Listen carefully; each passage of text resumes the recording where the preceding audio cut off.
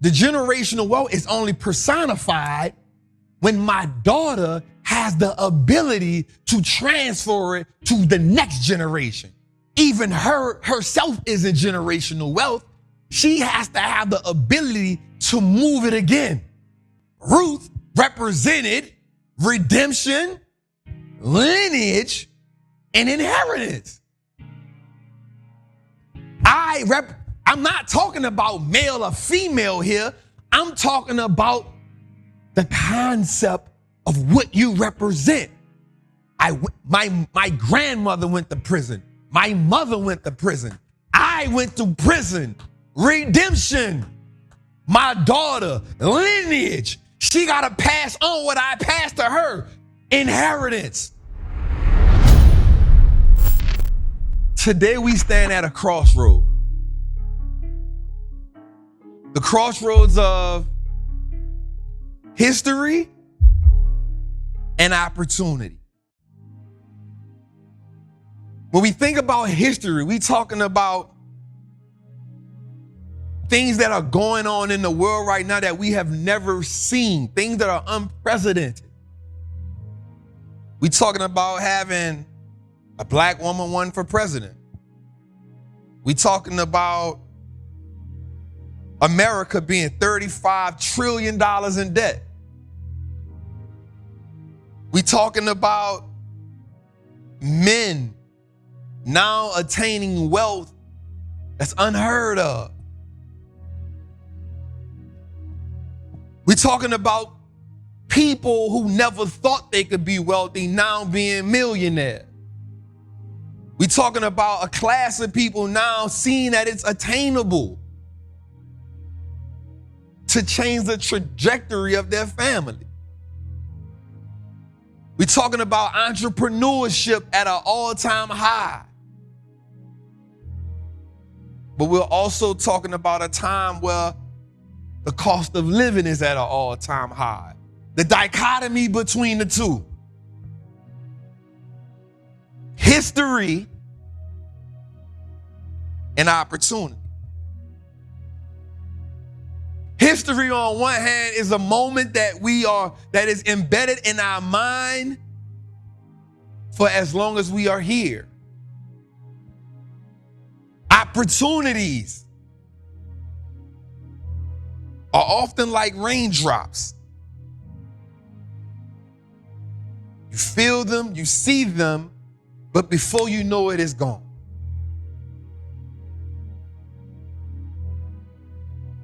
History and opportunity.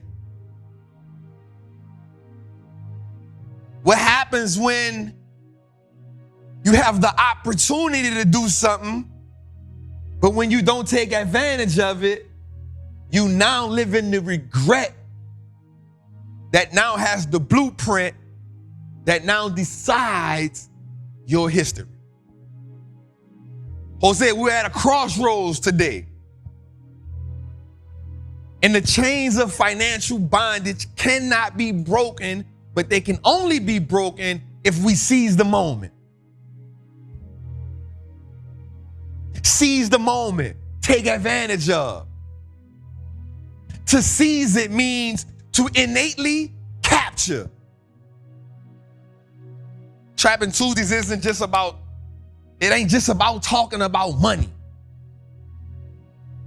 It's about no longer fantasizing about freedom. Fantasizing, daydreaming. Oftentimes when we fantasize about something, we're thinking about something that is out of our reach. A fantasy, something that we don't think is real. A fantasy, something that is out of our grasp. A fantasy, something that we don't want to wake up from. A fantasy, sometimes something that we don't feel deserving of. A fantasy. Fantasize.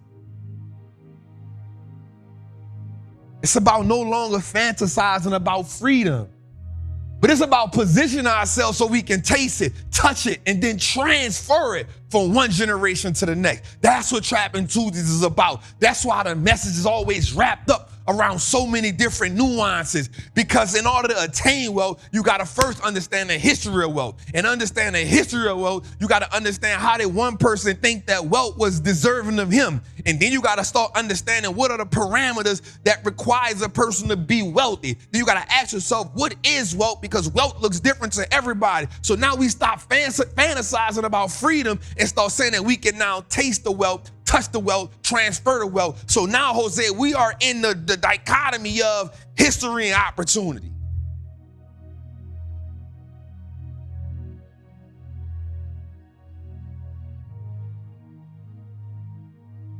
And so today, Jose, I want to talk about something that's I want to pull back a few more layers of that, Jose. I want to talk about the fruits of freedom.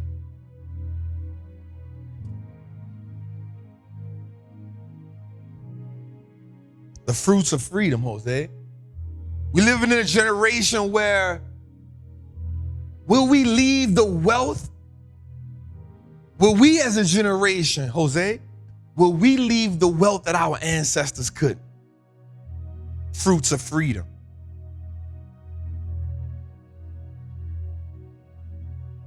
We have to be bold to part that Red Sea of poverty. We have to be bold to walk into that exodus of the promised land. Like, it takes courage, Jose. It takes faith, Jose. It takes hope, Jose. It takes sacrifice, Jose. It takes discipline, Jose. But most importantly, it takes vision. It takes vision. I can only in my mind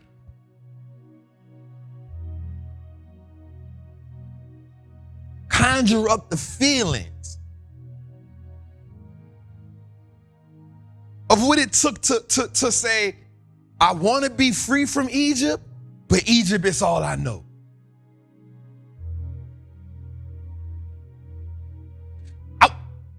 We all can say, if I was the Israelites, I would have did this, I would have did that.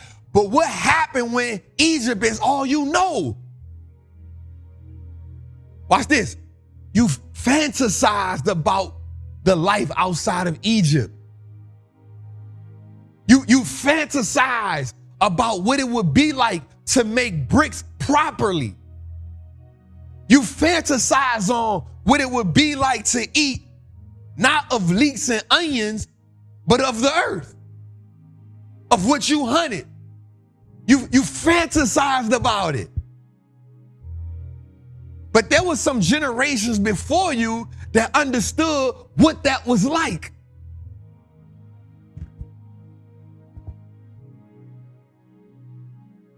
What are the emotions like when you are standing in that delicate balance, Jose, of history and opportunity?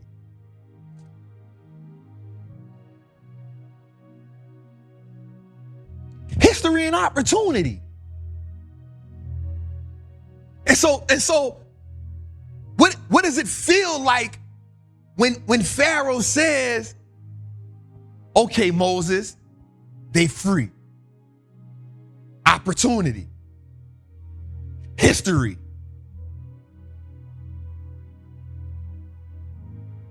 But freedom comes with a price.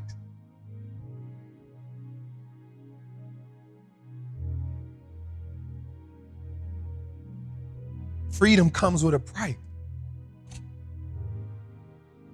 And so everyone has this exuberance. Yes, we about to go. Yes, it's time. Finally, yes, remember, some are 80 and 90 and 70. So all they've known is Egypt. And they fantasize about the idea of a promised land. They've dreamed about it. They've crushed the leeks and they've pushed the wheat and they've made the bricks and they've took the lashing on the back while they thought about the freedom. And then the day comes where Pharaoh's heart is now softened and he says, go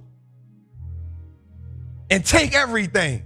He didn't just say leave. He let them take enough gold and enough precious metals for generations. They say it was enough stuff where the kids, and the animals had to carry gold. Pharaoh could have got some more slaves. What happened when he just leave? And so now you go, Jose, you leave, you take this mass exodus. But what happened when God don't give you direction?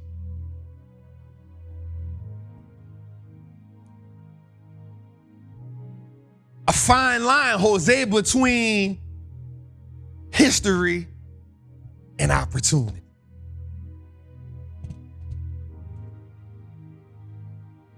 A fine line. I've told you to go. I've given you the gold. I've given you the gross domestic product of Egypt. I've given you that. And then you don't get direction.